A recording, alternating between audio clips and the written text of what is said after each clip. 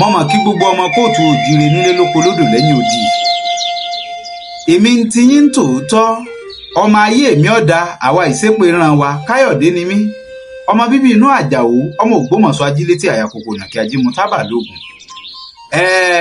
mo ní rán wa létí ni o gbogbo ọmọ kóòtù òjíire ṣé ẹ mọ̀ pé a mà ní àwọn oṣù tó wà nínú ọdún yàtọ̀ sí èyí tá a mọ̀ tó jẹ́ gbajúgbajà. ẹ̀ ń bi mí pé wo la mọ̀ tó jẹ́ gbajúgbajà. Hello my people, you are welcome to my channel Agbawabura Biewe Oshori. If this is your first time watching, kindly like, share, comment and subscribe for more amazing Yoruba content. Thank you for your support. mo mọ̀ kí gbogbo ọmọ kóòtù òjíire nílé lóko lódò lẹ́yìn odi. èmi ń ti yín tòótọ́ ọmọ ayé mi ọ̀dà àwa ìṣépè ran wa káyọ̀dé ni mí ọmọ bíbí inú àjàó ọmọ ògbómọ̀ṣọ́ ajílétí àyàkókò nàkí ajímú tábà lógun.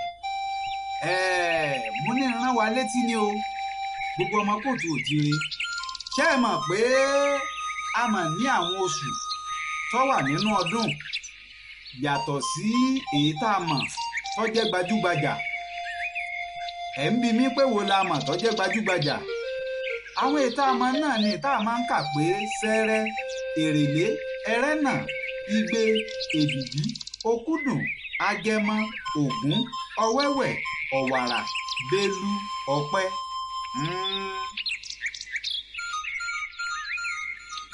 wọ̀nyí làwọn oṣù tá a ní nínú ọdún.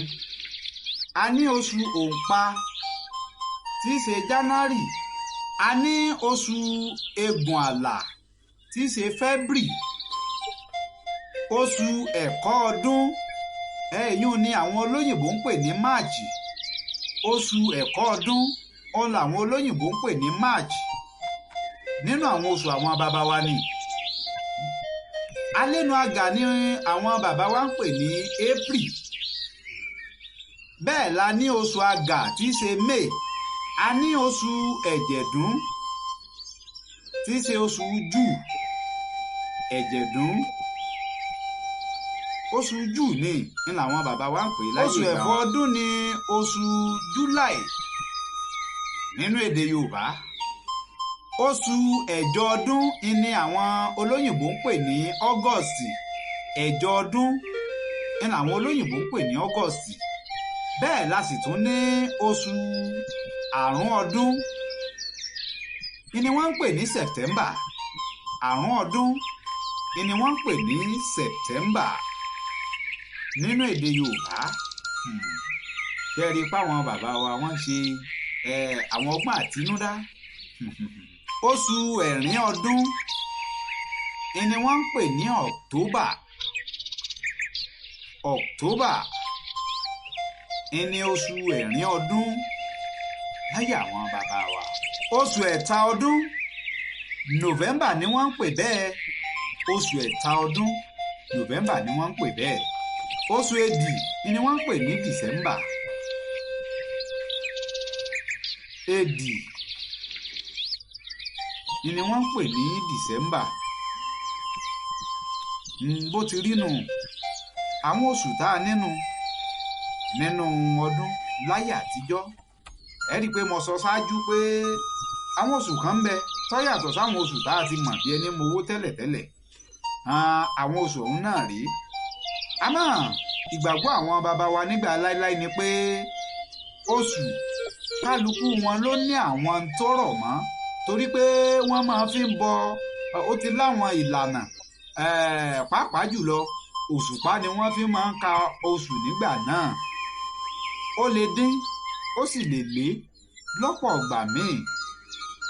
gbogbo oṣù ọ̀hún ló sì ti ní tó dìrọ̀ mọ́ àtàwọn nǹkan tí wọ́n máa ń ṣe láwọn àkókò náà.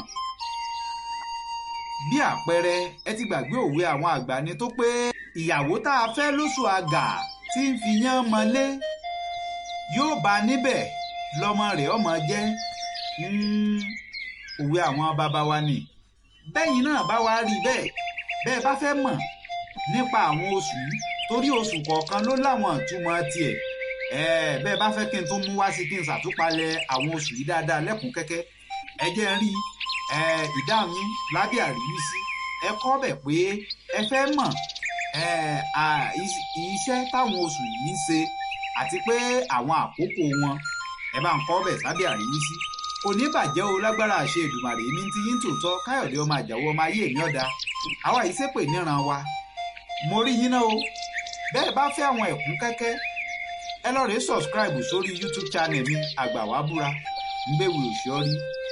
Wọ́n tún máa kàn sí yín láìpẹ́. Ẹ ṣeun. Hello, my people. Let me be Aroyoba. If you never subscribe to my YouTube channel, Àgbàwábúra Mbéwì Òṣìọ́rí, you are wrong. Make you go there now and subscribe. Thank you.